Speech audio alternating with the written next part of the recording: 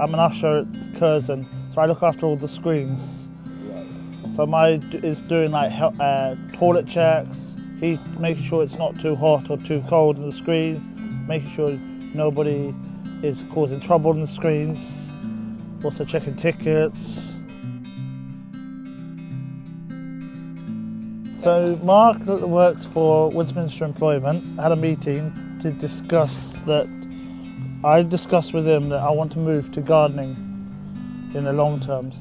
So while I'm still at Curzon, Mark's going to look for at Westminster. Is going to look sort of jobs in gardening, so I can move like a few months being there here. I can move into somewhere with gardening. As I went to a boarding school in West Sussex, there was a lot of ground, so we could do a lot of outdoor stuff.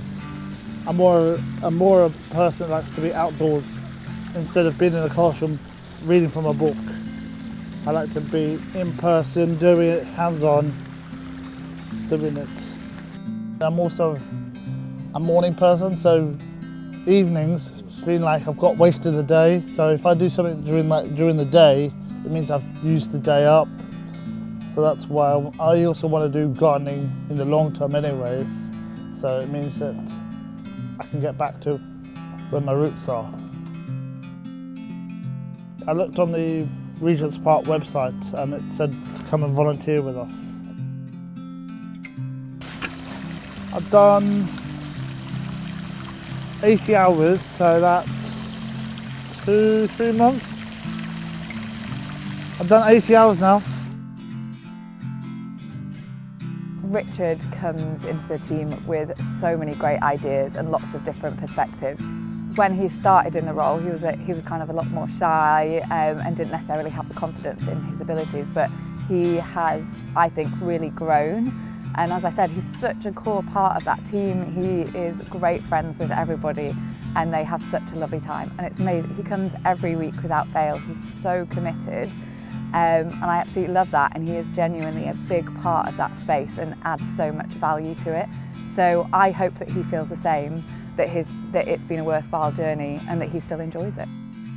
It's made me look different at life. If I wasn't here, I think I'd be lying in my bed, doing nothing. Seeing things grow, so you always know if it grows well, you know you've done a good job. It's good to give back to make it beautiful for not just us, but the future. So it makes it look nicer for them when they come along.